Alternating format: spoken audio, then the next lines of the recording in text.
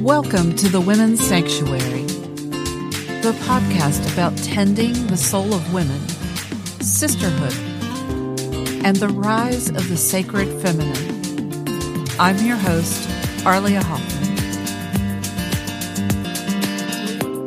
Hello, everyone. Welcome back to the Women's Sanctuary. I am thrilled today to be welcoming a special guest I've been following for quite a while. I may have taken your assessments maybe 3, 4, 5 times and just absolutely love her work. I mean, she is all about getting women outside of their comfort zones into their most authentic fuck yeah self. My guest is Eyenie Schultz, the Technicolor Priestess. What a fantastic name.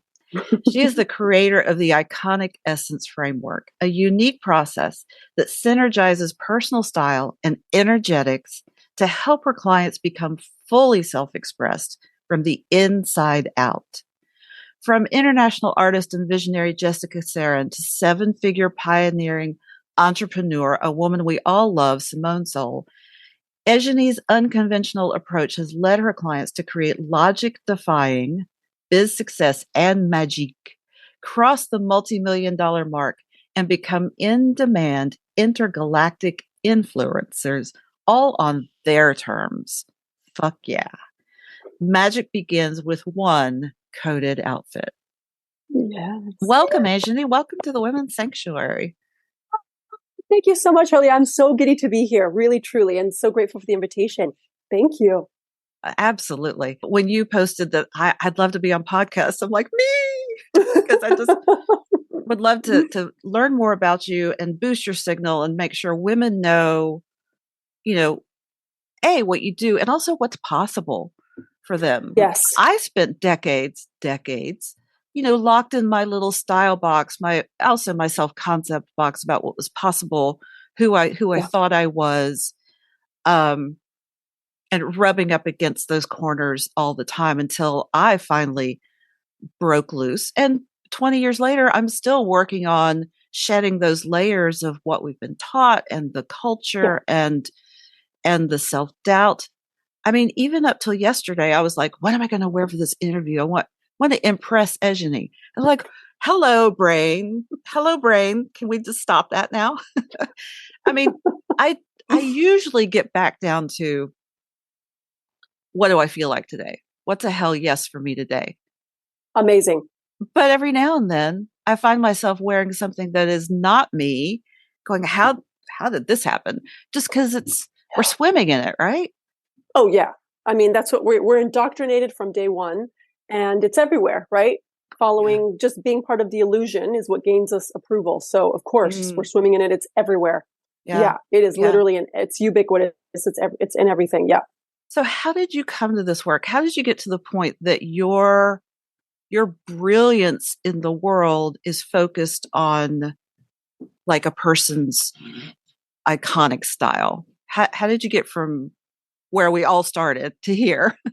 Yeah. Yes.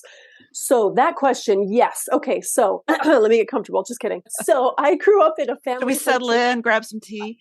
Exactly. Popcorn, probably. I don't know. So my family, so my mother was raised in Mexico City, and her parents were total fashionista, like socialites. So basically family values were, you have to be beautiful. You have to be like ideal body weight. You have to be dressed in a certain way because we want to like make those bitches wish they were us, basically. Grandfather and grandmother. And the whole family had a legacy. My mom from her youth, her brothers, it was like, the family, like, oh my, like here they come, all the hotties, all the, right? Like, so I grew up like hearing the stories and just seeing people respond to my grandparents and seeing how they showed up in the world, and very immediately feeling like, shit, I do not measure up, because also, I was in between two worlds, Mexico, and then my mom left Mexico when she was in her 20s. She married my American father, moved to the US, and then got divorced and became a biker bitch, and just was like, fuck money, fuck like all that stuff, appearances. I'm going to be a total rebel, get tattoos. Like that's what I'm going to do. Right. So we were really caught between these two worlds. So essentially from a very young age, I started seeing like, shit, I do not measure up to what my grandparents are preaching. Right. And my grandfather would be like, you have too much makeup on, go put on more, go change your earrings, go put on the nice ones, the pearl ones that we got you. right? Everything was about that. So it was like constant bracing yourself because you could be wrong and be corrected for how you looked at any time. Oh my God, you guys came for the summer? Boy, we've got to get you on a diet before we go see all our relatives, right? So drink 3 glasses of water before every meal so that that was my norm, right? Just constantly being told, you're beautiful, but let's improve this. You're beautiful, but you'll get a nose job when you're 18. Okay. You're beautiful, but not quite enough. You're beautiful. You'll never be Miss Universe, but you're beautiful. Literally a phrase from my grandfather's mouth, right? So my core wound was really like, just never feel like I felt physically that I didn't measure up, right? Like I felt ugly. I felt like I couldn't express and I had so much to express. So literally I started pouring it because what I did always notice was the power, the energy, the magic of aesthetics, the magic of clothing, right? Like when my grandfather would put on he was voted best dressed man in Mexico. So he was like prim and proper. He always had this like beautiful diamond pin that he wore, his tie, like everything. It was like full regalia. And then when he would like waltz in, everyone was always like, he always commanded, like I just felt the energy, right? Yeah. But I really felt it on a deeper level. It wasn't just about the look, it was the energy. So I started from a young age seeing like, oh my gosh, you're hiding. Like I could read the energy based on what people were wearing. And so I can't even tell you how many people I just kind of ambushed to make them over. Cousins, aunts, neighbors, like everybody, my friends, like I was always the go-to person to transform someone, to choose their outfits, to go shopping with. And parallel to that, I at the same time was hiding. I felt hideous. I felt like so embarrassed and ashamed of myself because I felt like I just didn't measure up. So I would just wear things literally like sweatshirt, like nerd collar, like really simple pants, and then my hair in a ponytail, and then just try to shrink myself down all the time because I was like, I'm not enough. So I'll just pour all of this into others. Like my sister was total fashionista because I curated her looks. Like we would go to the thrift store and I would just make her the coolest outfits, So blah, blah. So I realized early on I thought it was superficial. So I kind of ignored it. And then eventually over time, after a very conventional path of me trying to be, redeem my horrible lack of qualities, right? Yeah. I decided to go the safe route and do university, master's degree, corporate job. I was miserable, of course. I know that's a total shocker. And eventually my dude and I we were in the US. We moved to Mexico. I can't imagine you in a corporate job. It's kind of hilarious, isn't it? I mean, I did it too. Yeah, I can't imagine you either. No, I was in banking. Oh, I see. I can double not imagine that. No, did not fit in. Yeah. Carry on. Did not fit in. Yeah, ditto. I took all the bathroom breaks and going stretching lunch as much as I could. So eventually my dude and I left the US. We came to France and we were, I won't get into the details, kind of plopped into the middle of nowhere, a rural area. And I was like, now is the first time in my life where I'm like, I have nothing to focus on. I have nothing, no one to dazzle, no one to pour all my everything into. I can focus on myself because I never asked myself, what do you actually want to do? Instead of saving everyone and trying to control everyone else's narrative and perception of you, what do you actually desire, right? So I got a coaching certification because I knew I always wanted to do something psychology, counseling, but coaching really appealed to me, the online aspect. So I started that. Lots of iterations because obviously I was then acting out trying to figure it out and give everyone else power in my business. So I did everything I thought would work instead of, so again, ignored the fashion part, the style part until I couldn't anymore. And then it just kind of dawned on me to create something that was coaching mixed with style to really take people to the next level. And then from there, I started getting more downloads, opening up my spirituality, my channel, because I was becoming more expressed. And then I started sort of receiving information about the element and how, I started seeing very clearly oh my gosh, I can actually define what's missing for someone or what they're holding back on, what they're resisting based on these elements. And then slowly the visuals started coming together. And then that's just kind of took on a life of its own. And here we are. It's like the more I've opened to myself, the more I've come into my true message and my true work. Yeah.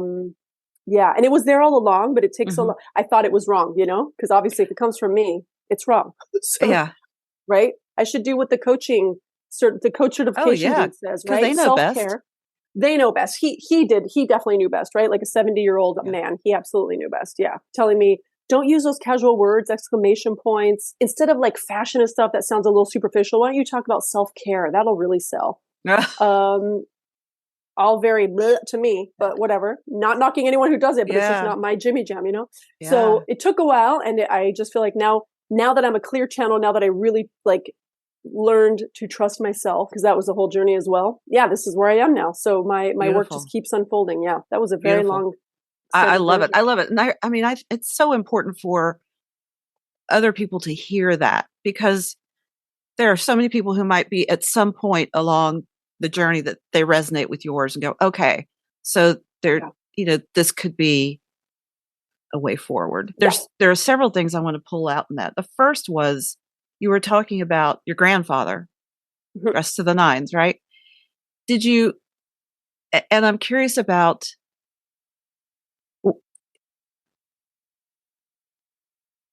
was that kind of at the point that you realized that there was, okay, here's where I'm going, that there is, above all that posturing and persona, below that, there's truth below that, right? That his true nature was trying to shine through. And I just find that so fascinating. It's like, yes, there are layers to be shed, but there's some truth about those layers. It's pointing to something real. Absolutely. Absolutely. Yeah. So I feel like for him, my grandfather was a strange creature. He knew himself. He had his own thing going. He actually was really, that he's one of them, and my grandmother too, they were always preachers of, be your unique self. Mm-hmm. So there were a lot of things to like match up to, right? To like check off. You have to be super unique. You're not like anyone else. Express that, but also perfect cut, has to be the fit, has to be like nice, has to give you certain status, all that stuff, right? Yeah. He, the way he dressed actually was a true expression of him. Like he was so in tune with himself that I believe even though he got approval for how he dressed, because it just actually, in my parlance, he was super fucking earth. So he like nailed it. It really worked for him. And at the same time, like I see so many people dressing, so I think that's also the disconnect. When I grew up, what bothered me, because I was like, this is magical. It's amazing. I love Mexico. I love all this. I love these fancy parties. But at the same time, like there was this friction for me, because I could see all these, like a sea of sameness, right? Yes. The amount of money you're spending on the clothing is a different amount, but it's still to look like everyone else. It's still to be giving off these status, like these symbols or these signals. It's right that look, I make this much money, right? It was all about other people, right? All of it. Right. And that's the part that it took me a while to understand that. But I was like, I got to a point where I was like, fuck the rules, fuck the rules, fuck the rules, right? Because what helped me is when I would sort of gather this information about dressing beautifully and how to put things together.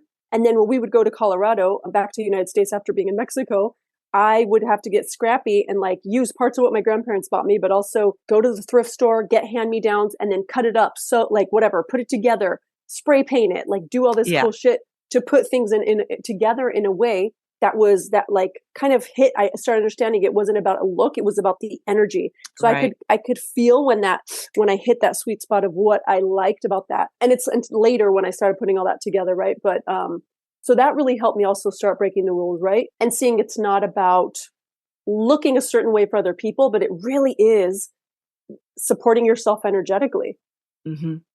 So I want to put a pin in, because my brain's going several different directions. I want to put a pin in thrifting. I definitely want to get back to that. Yeah. But what I'm hearing is that, and you said this pretty much, but that you were feeling the friction because you were already picking up on the energy, right? You were already tuned into someone's unique energy, and then the packaging they were putting around it, and the dissonance between those two. Yes. Yeah. And sometimes it was painful to see these women that were like clearly fire, and they're trying to be like ladies, very and it was like I could hear their energy. Like sometimes I was like I could hear and feel their energy just like clawing to get out. So now in retrospect, I'm like, Mom, I salute you for having the freaking like courage to do that, to leave, get yourself tatted up, dress in leather, say fuck all the time, not be a lady, have as many husbands as you fucking want. Like like that is huge. So that kind of, right. I had that awareness later also because I wanted her to be just normal, even though I was like resistant. I was like, but this is all so pretty and neat and tidy. But below the surface, people were like wanting to explode. They were miserable.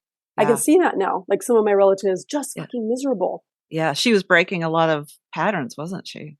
Oh, yes. And I'm so grateful now. Yes, she really was. And you're here to break even more. Yes. So I want to find out about like how you came into, it sounds like pretty early on you began to be aware of maybe your gifts, but how you really came into awareness of like, oh, this is what I came with. These are the gifts I came with, and this is how I use them. Yes. So when I first got a big clue always was like, I kind of was like, man, why didn't I go to like fashion school or design school? Why didn't I start theater? Why I wanted something with aesthetics, something with, you know, the clothing. So that was kind of a sign. And then also that everyone got a makeover. Like I knew I was passionate about more than the actual aesthetic and the makeover. I was passionate about the shift I could see in people. Again, I thought that was fluffy. So when I first started coaching, I was really, really insisting on just the life coach part, right? I was trying to be generic. I was trying to be for everyone. You know how we do it first. We're like, if I am for everyone, then I'll get more clients, right? Obviously that wasn't working. So part of my work in the beginning was to be like, okay, if I try to like push this, it's not working. I'm hearing crickets. Also, like, what's the point of doing another miserable thing, but I'm my own boss? Like, that's the only difference. I'm still miserable. It doesn't feel aligned. It doesn't feel good, but I'm my own, right? I'm my own boss, or I work for a corporation with another boss. So there's not much difference, right? And then I had my tiny dancer, and I was like, I want to, like, if I was my best self and the best example for her, like, what would that look like? And I started understanding, like, someone said the expression radical self-expression. And I was like, I wouldn't use that exact term, but that's what that's what I'm about. Radical self-expression, no matter how weird you are, no matter how whatever. So I'm going to start showing that to my tiny dancer. And so I really started leaning into, because there was an amazing thrift store in this little town in the rural area, because no one else cared about cool stuff except for me, really, because they were all like, we work on the farm, whatever. And I was like, I'm making videos, so I want to look really cool. So I'll get all the cool shit at the thrift store.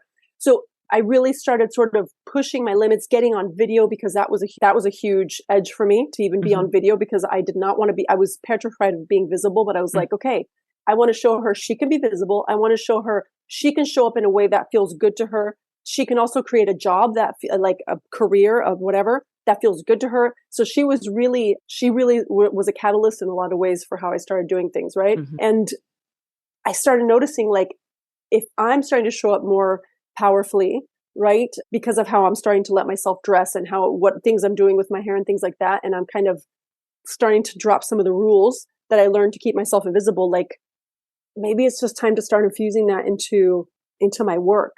And so at first, actually, I had a couple paying just life coaching clients, and I asked them, like, can we include, like, if I give you a closet session, you want to do that? And then I remember I was part of this like networking group, and I put a post in the general chat just saying, hey, I'm very passionate. I want to help some people like find their style, like put together cool outfits, do a little photo shoot to show you who you really are. Because parentheses, when I was in Mexico also, I have a cousin who very early on, she started studying photography, and I was kind of her muse / guinea pig.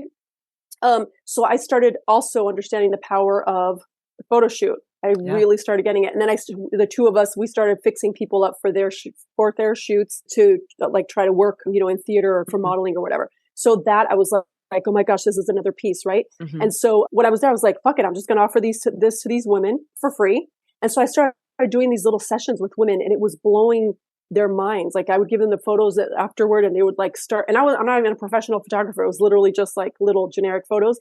And they were like sobbing and like, oh my God, it's the first time I'm seeing myself. And I was like, okay, I think I'm onto something here. Yeah. Maybe. Right. So but the thing is though, instead of kind of continuing with the mix, I was like, I'm just going to go straight into style. Right. And so I tried to do the thing, and I was trying to fit into being a stylist. Right. And then, so eventually though, the energetic piece, like I started also coming out of the spirituality closet, whatever. That's the piece I really want to get to, is like, how did, at some point, I guess it occurred to you that that something was coming through you in this work. Definitely. So I realized so one thing that sort of opened me spiritually is I worked with a therapist who was actually a brujo, a witch. And so he was a therapist and a witch, and he initiated me into Reiki because I had such horrible anxiety that he thought it would be an amazing way for me to just soothe myself by giving myself Reiki. So when that happened, I started feeling amazing things. I was able to really relax and feel different things. I started doing Reiki on other people, and they were just like shocked. People would like start like not convulsing in a bad, but like they're moving their bodies. Trembling, people would be like trembling, like all these like responses that were like, oh my God, this is coming from me. Right. And I started like it's almost like it started with Reiki that kind of opened it up. And then I started noticing that my hands would do different things, or that I would start getting awarenesses. So it really opened up my channel. And then I started really understanding. So this is the piece with the elements. When I started understanding the chakras, I was like, the chakras, like we can translate them into how people express. It's all connected, right? Yeah. And so some people lead more with this. And so that's why I started building, the elements, like the different, I started understanding them based on the chakras, like what's missing your solar plexus, willpower, that fire, and then translating that into the visuals. And I noticed that the more I opened to that, and the more I sort of embraced, because I always told myself I wasn't the magical one. My sister was a shaman, and she was always like super trailblazy. So I was like, she's that one, and I'm the organized corporate worker, right? So many stories to untangle, right? I know. Yes. So I know this. We could go on for hours with this, but I'm trying to everybody has that. Oh, totally. Right. And so when I was like, you know what, she actually said, you're magical too. Why is it only me? Just take the magic. Like it's yours too. And I was like, okay. So it's almost like I started taking ownership, and the more I took ownership, and the more I was like starting to speak in more energetic terms, explaining things energetically, understand, like even style, more started opening up for me. I started understanding more, getting more information about how I work. And then my business slowly started to transform. The people who were coming to me, it started to transform as well, because at first it was just straight style, like people who just wanted a cute style. And I was like, there's more to this. So as the elements emerged, as I started helping them break the rules, start trusting themselves, and deepen into their inner knowing, which eventually became the fuck yeah. It's almost like the more I listened, the more I got to receive, right? And the more I received, the more potent the transformations were for my clients, right? And it was starting to unlock gifts in them as well. Beautiful. I love that. I love that. It's such a journey of just, as you said, beginning to trust yourself. Boy, howdy. Really. And trust those nudges that, like that, as I was saying to someone yesterday, you like a door opens, you take that baby step and more open, and just to keep trusting those steps. And I mean, it is truly, I don't know about you, but for me, it truly is that still small voice that you have to be able to listen to and not listen to all the other loud voices that are yelling at you to lose weight or wear different earrings, or do you want to tone it down a little? Yeah. I mean, there are so many parallels in our stories. I was raised in the church, and my father was one of the ministers. And so we had to look on point every single time, behavior, dress. And, when I peeled apart all the wounding around that, there is still gold there about presence, right? And showing up. So I love that. I mean, we all have those places we need to peel that off. So I want to talk about another piece of magic, and that is thrift stores. Yes. If that's something else we share, I realized maybe I've always done thrifting. My mother would take me for a few years when I was little, we lived in rural South Carolina. And there was, she always, because she needed to, she was always going to thrift stores and junk stores and antique stores. And I remember plain as day, there was this little junk store. It was probably like a converted gas station with shelves and shelves of dusty junk. Brilliant, magical junk. Yes, exactly. And at 6 years old, I can still remember there was like a purse. It was shaped like a little shoebox, and it popped open with a handle, and it was pale yellow with a little lock. I was like, that was mine. Yeah, that's so cool. Anyway, but I realized the more I did that, and thrifted, that the thrift store is pure magic. It is. Because you can decide what it is you're looking for. You can go completely open and you never know what you're going to find.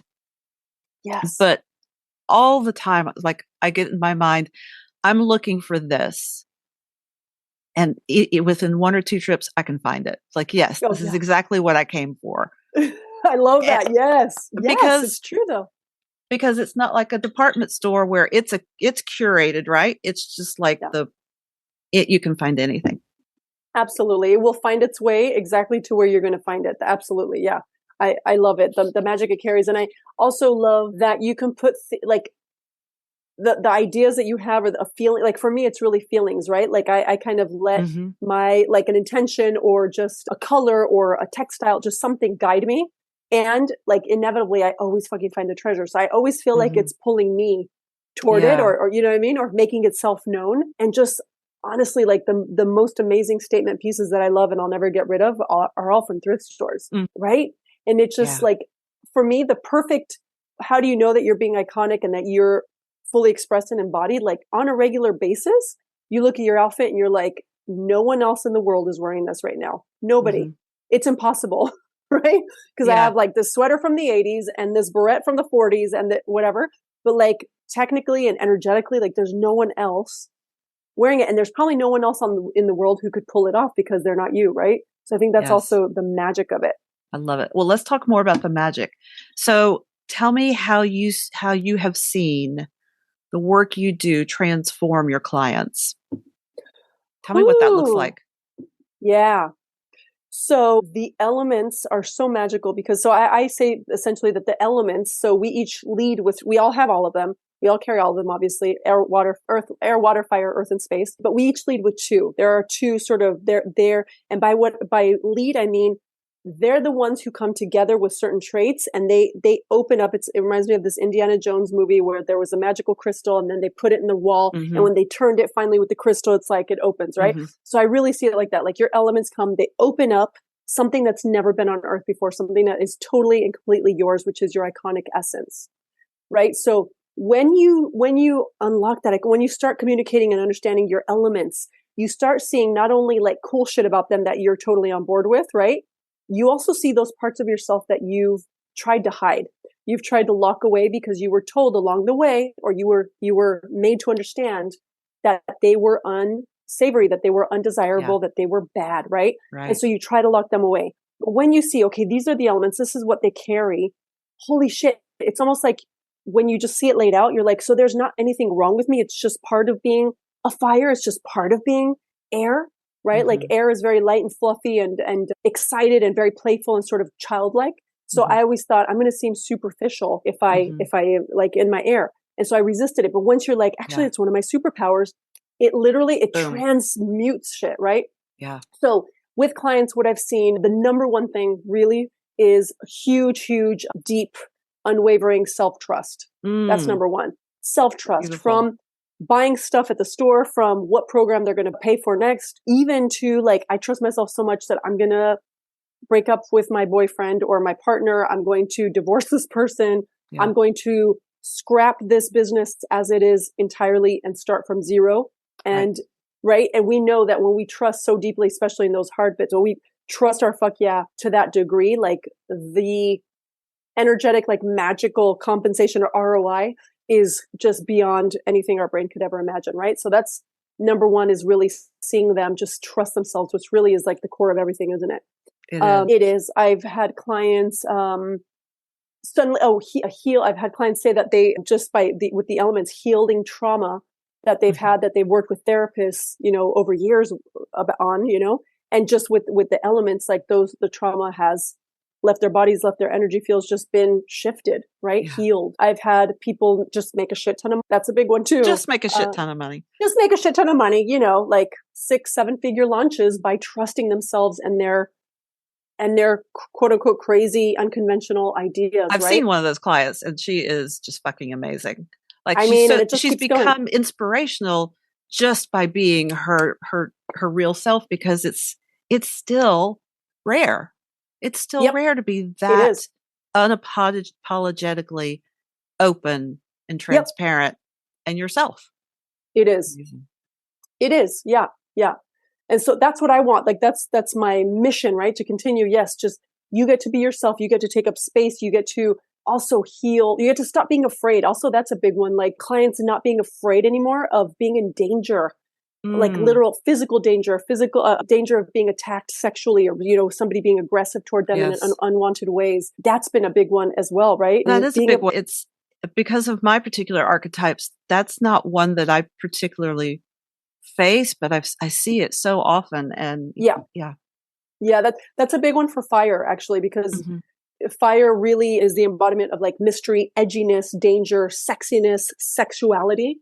And so the fires, like they really want to express in that way.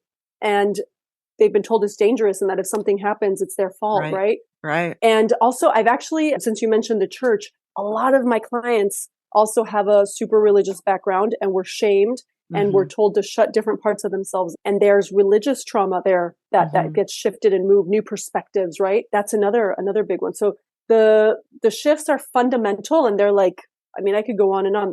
But those are kind of the big ones. Those are the big ones. Yeah. Fantastic. Yeah. So I told you I was taking it over and over and over because I you know, it can take some uncovering to figure out where you are. I know that I am earth, but I think I lead with earth and fire. And then like my tertiary is water. And I think just leaning into that fire really is not my challenge, but sometimes that's still a lot, you know, that's where some of the work is just letting that fire burn and show up. Yeah. Absolutely. Absolutely. And I'm not saying this is your case. You can play with this as a possibility, but a lot of times fire carriers, they kind of default to water because it's safe. Yeah. It's flowy, it's feminine, it's more soft spoken, right? They carry some qualities as in like movement and right. Whereas fire is sexual, water is sensual. So, right. So it's more tempered down almost. So it's kind of a safer place to hang out when you're fire, but resisting it. Right. Yeah. So that can be sort of the line between those can be blurred sometimes. And because fire can be scary. Yeah. Yeah, it is. It is. I mean, I, in my own awakening, so it's been 20 years ago, pretty much someone called me a runaway freight train. Because once I opened to that fire energy, it had been tamped down for so long. I was literally an explosion. Right. Yeah. Well, of course you were. Of course you were. Yeah. And there's, I don't know that would be my preferred method, but that's how it happened, you know, and just to, so I've become a huge advocate for people, you know, tending whatever is burning and ready to be born in them. Yeah, absolutely. And that's the thing, like when you resist it for so long, like it can do nothing but explode because the pressure is building inevitably, right? So it will explode when we start. And that's the beautiful thing. Like when you start leaning into it and just embracing it, it's beautiful light side, the iconic side and the shadow side, like it's all beautiful and it's all okay and it's all welcome, right? When you start really embracing all of it and saying, you know what, welcome fire, or the two that people really have like the biggest resistance to are fire and space. So, right, like you are welcome fire, you are welcome space. Let's do this. I'm scared. I don't know what it's going to look like to just go for it, but let's just fucking do this, right? Then fire doesn't have to explode. Yes, it will be like, oh my God, finally, we can do all the things. Let's like go buy all the leather shit. Let's go, right? Yeah. That will happen, but it's you're working together. It's not like, right? Like it's not reacting anymore. Yeah. You're on the same team and that really changes it, right? Boy, that's the thing is getting all the parts of you on the same team. Let's talk about some of the other elements. Tell us about space and air. Yeah. I know that those are you. Aren't you? Those are me. Yeah. Yeah. Yes. Good memory. So space is a very tricky one for people to embrace because it's unusual. Like if you think of outer space, like it's the unknown, it's unnerving, it's fascinating, but also really it's magical and also very intimidating, right? It's vast. It's right. So space is like everything and nothing. So it's like newness, it's visionary, it's like innovative. And it can also be, because it's everything and nothing, it can also be very androgynous. So, you know, there are different things that people struggle with. Like, I don't want to look so, and it's avant-garde. So I don't want to look avant-garde or weird or, right? So I, for years, struggled with space because I was like, I'm already weird. Like my situation, my context is like I'm already a freak. Why do I need to add to that?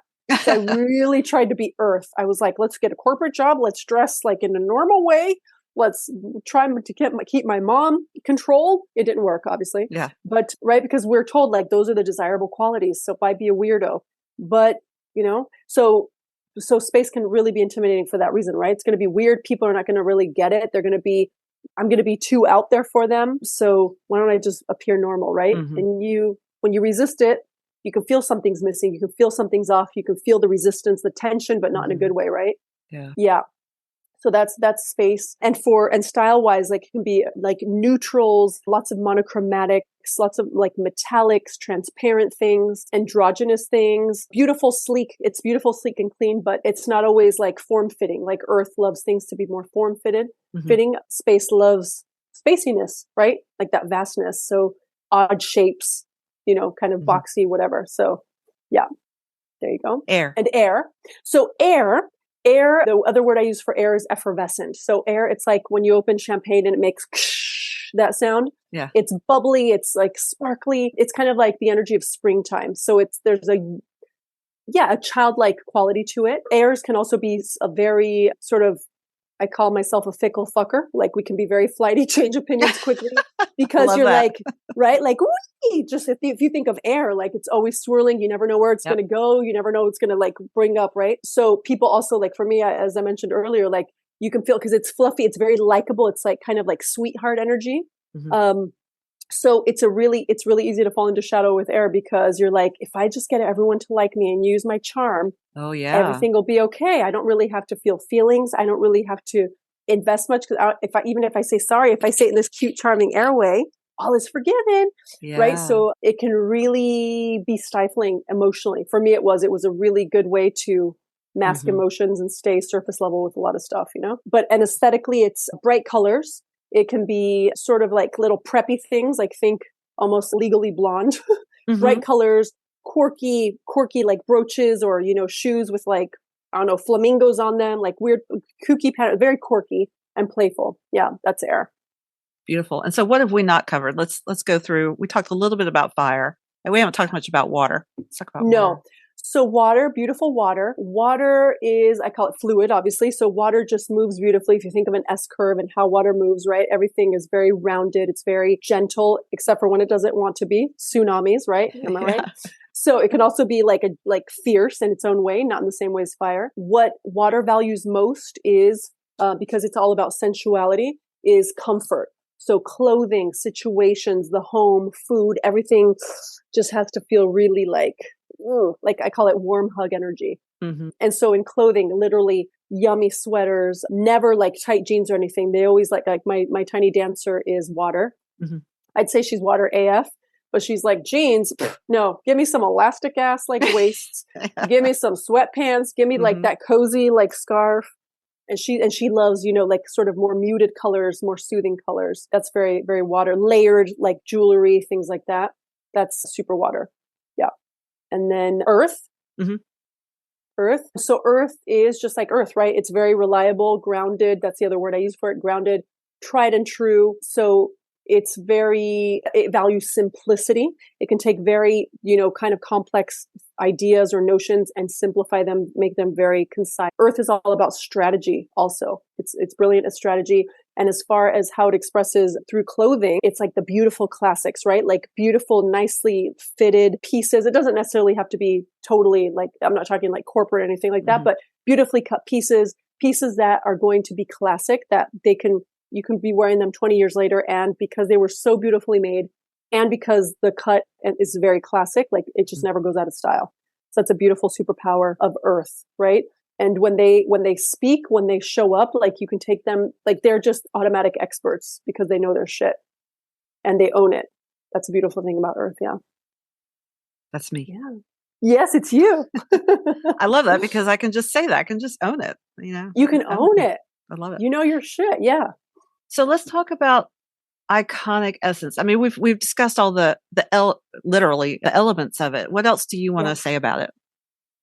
ICONIC.Essence, essentially, like when you unlock your ICONIC.Essence, it's basically bringing you to the you without all the rules, without the Mm. illusions, without all the rules. So I've been talking recently about like if you lead an essence-led existence versus a role-led existence, Mm-hmm. the outcome is totally different, right? Because when you're your essence, like if you strip everything down and you just like boil it down, we're really like just these like whatever beautiful bouncing shapes of light, right? And energy. So that who've come here like over millennia, who knows how long, right? How many times we've been Yeah. here on other planets, floating through space and other galaxies, right? So when you remember that, like anything is possible. Like all the tiniest little problems feel so petty and tiny, and you know what I mean? They just don't, Yeah. they really lose importance. So it helps you really sort of zoom out and start leaning into like moving toward the direction of your most expressed, most embodied, most truthful self, really. And when you're that person, like your like fullest potentiality can just unfold, unfurl so much more effortlessly, right? When you're, instead of trying, like you said so beautifully, instead of trying to keep yourself and pushing up against the edges in that little box, when that box comes off and you know there's like free reign and you can take yourself as far as you want to go. There's no end to it. That's the amazing thing, right? Yeah. It changes the way you do life. It changes the way you see yourself. It just, yeah. Ah, that's beautiful. That's beautiful because and I was, as you were talking, I was like, okay, my earth analogies are coming out. It becomes a rock solid compass. Yes. Within yourself. So you hopefully can, that you know what's you, and it's easier to say, oh, no, thank you. That's not me. That's not me. I know this is me. I love Period. That's it. Like Mm-hmm. that whole, like I was just watching this show. I don't know if you watched Love is Blind, right? A dating thing. Like they fall in love without seeing each other. And then they get to the altar and they're like, so I was just seeing one of the women was like, I don't know if I'm going to say yes. I don't know if I'm going to say no. I don't know. I don't know. And I was like, if she was to her, fuck yeah, easy. Because that's the thing with clothing, with any decision in your life, somebody coming in, anyone inviting you out to dinner, like literally any decision is so easy. Your life becomes so free and so spacious when you tap into that inner that trust and that navigational device, that rock solid one, right? Like you said, when you tap into the fuck yeah and you trust it, everything just becomes so clean and clear and spacious. It's either a fuck yeah or it doesn't happen. It's either a fuck yeah or it doesn't get in. There's no turmoil. There are no pro and con lists. I know that Earths love that, but there's a time and a place for a pro and con list, right? Yeah. But there's no polling people. There's no sleeping on it a few weeks. Like none of that is necessary anymore. None of that. Wouldn't you say that takes practice? Absolutely. Because it's when we don't trust ourselves and we get a hunch like that seems a little bit like out there. You're like, why would I do that? I'm going to do what this person told me. That doesn't make any sense. Exactly. Why would I fucking do that? Why would buying that shirt or going to have a massage or, putting out this weird offer, why would that help me? And yet when we start and that's the thing, when we start building that trust with the little stuff, like, okay, I said I want to, eat more vegetables. I'm going to show myself I'm trustworthy. I'm actually going to follow through on eating more vegetables. It's almost like putting a little token in your I trust myself box, right? And so, okay, cool. Yeah. I'm also going to show myself I like myself. So even if I don't have makeup on, even if I don't fit all the rules of what I'm supposed to be doing or wearing to look good, I'm going to talk nicely to myself. Man, beautiful. You're still fucking beautiful with or without makeup. I'm digging this. I'm feeling you. Cool. Another token in the trust box, right? Yeah. So it's these little things and then you take that little risk with your business. You know what? I'm going to put out this little offer and let's just see what happens. And then maybe at first no one comes, but you're like, you know what? I fucking did it. High fives. And then you're like, I'm going to do it again. And then, nothing bad happened. I'm just going to try it again. And then you get a client and then they get an amazing result. You're like, I can trust myself. I can trust this weirdness. I can trust these hits that are coming. And then that just becomes your normal, doesn't it? Eventually. Beautiful. I love it. Yeah. It's just such a great approach for, we all respond to different things. And I feel like it's such a accessible way to really get tuned into your essence. And because we all have to get dressed. Most of us do. Most of us do. But to really be able to, hone in on, and I guess that's what makes it accessible is it's visible and tangible. We can begin using that as the tool and immediate to go, okay, this is just those breadcrumbs. This is who I am. This is what feels right. This is what Yep. is aligned for me. And I just love that. It's so powerful. It ends up, the simple things become so powerful in, Absolutely. in Yeah. embodying who we are. Yeah. And that's why I say, like, hashtag starts with a code. It starts with a hashtag coded outfit, right? Like, when you start trusting yourself, I love that you brought this up, because that's like that's the foundation, right? When you start seeing, like, I can put things together in a way that feels like a fuck yeah, that doesn't make sense to my brain. My brain tells me that this doesn't match. My brain tells me that I'm breaking the rule that my grandma told me. It also tells me that I'm too old or too young or too big or whatever. My body type isn't supposed to dress like this. And yet I feel fucking amazing. I feel powerful, right? Yeah. And you carry yourself in that different way. That's also the hugest trust builder. And you can do that every day, like you said, right? It's accessible. You have to get dressed anyway, so you might as well make that shit good. Might as well be you. Yeah. Might as well do amen. you. Yes. Might as well. Eyenie, this has been a fantastic conversation. I so appreciate the work you do, and I hope women are just falling over themselves to get in touch and check out your website, take the quiz, and work with you. How can people get a hold of you and work with you? Yes. So I hang out on Facebook and Instagram. So on Facebook, Eyenie Technicolor Priestess. Instagram also, I believe I'm Eyenie Technicolor or just Technicolor Priestess. One of those will find me. And I have the quiz that will lead you to a free group on Facebook that you can come and just explore and, start dorking out, feeling into your elements and seeing other people who carry your same elements and see how they're starting to express and the questions they have. And it's just a good starting point is the Beautiful. group. It's called Dress Your Way to Six Figures and Beyond. Beautiful. Well, I will link all that in the show notes so people can find you. Amazing. Thank you so much for being here. Oh, thank you for having me. This has been so fun. So really grateful. You're magical. and as are you. Oh, well, thank you. Takes one to know one, right? That's right. Well, thank you all for joining us for this conversation and do absolutely check out her website, her quiz, her Facebook group. I know you will receive a lot of benefit and really help you get in touch with your own iconic essence. So also, check out our other episodes. I've had some great conversations lately. Like and subscribe, and because you help all our guests boost their signal when you do that. And we really appreciate that. We all need to be just lifting each other up in the work that we do, the good work that we do in the world. So for Eyenie Schultz and myself, thank you for joining us today. This has been the Women's Sanctuary.